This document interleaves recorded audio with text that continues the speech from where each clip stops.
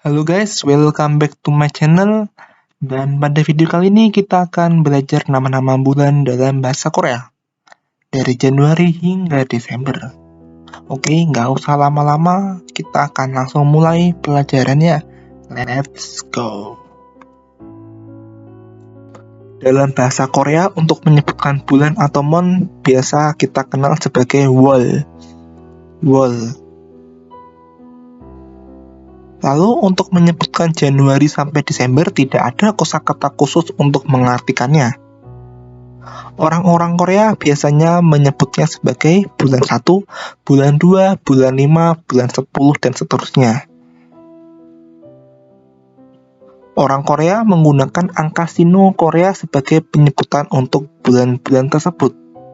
Apa itu angka Sino? Angka Sino adalah angka yang diadaptasi dari bahasa Cina ke Korea, di mana diubah hurufnya menjadi huruf Hangul, tetapi cara pengucapannya pun mirip dengan yang diucapkan oleh orang-orang Cina. Aturan penggunaannya bagaimana? Aturan penggunaannya kita tempatkan bilangan Sino 1-12 sebelum kata wol. Bulan 1 berarti il wol, karena il itu diartikan sebagai 1. Maka di sini Januari diartikan sebagai il wol atau bulan 1. Il wol. Selanjutnya Februari. Karena Februari adalah bulan kedua, maka kita artikan sebagai iwol. Iwol. Karena I adalah angka 2 dalam satuan bilangan Sino. Iwol.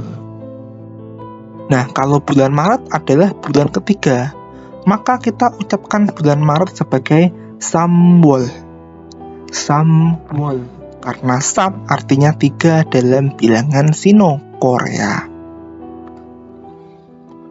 Bulan April adalah bulan keempat, maka bulan April diartikan sebagai Sawol, yang artinya bulan keempat, karena Sa adalah angka 4 dalam bilangan Sino Korea. Untuk mengucapkan bulan Mei sebagai bulan kelima, maka bahasa Korea yang tepat adalah Owol. Karena O adalah angka 5 dalam bilangan Sino Korea. Bulan Juni sebagai bulan ke-6, maka kita artikan sebagai Yuwol. Yu artinya 6 dalam bilangan Sino Korea. Bulan Juli adalah bulan ke-7, maka kita artikan sebagai Chilwol. Karena Chil adalah angka 7 dalam bilangan Sino Korea. Bulan Agustus yang diperingati sebagai Hari Kemerdekaan Indonesia ini diartikan sebagai bulan ke-8. Maka bulan ke-8 itu sama dengan Palwol. Karena Pal artinya 8 dalam bilangan Sino Korea. Bulan September adalah bulan ke-9, maka kita artikan sebagai Kuwol. Karena Ku itu adalah angka 9 dalam bilangan Sino Korea. Untuk mengucapkan Oktober atau bulan ke-10, maka kita ucapkan Oktober sebagai Sibol. Karena Sib artinya 10 dalam bilangan Sino. Untuk mengucapkan bulan November itu agak berbeda dengan bulan-bulan yang lain, karena angka 11 itu diartikan sebagai Sipil. Sip 10, il 1, maka 10 tambah 1 jadi 11. Sipilwol. November diartikan sebagai Sipilwol. Dan bulan terakhir yaitu bulan Desember atau bulan 12, maka kita artikan sebagai Sibiwol. Sibiwol. Sibi artinya 12, karena Sib 10, I 2. Maka Sibi 10 tambah 2 sama dengan 12, Sibiwol, yang artinya Desember. Oke, itulah nama-nama bulan dalam bahasa Korea. Sebenarnya cukup mudah untuk mengucapkan bulan 1 sampai bulan 12, yaitu kita harus menggunakan angka Sino Korea ditambah kata wol. Bulan 1 ya berarti Ilwol, Iwol, Samwol, seperti itu.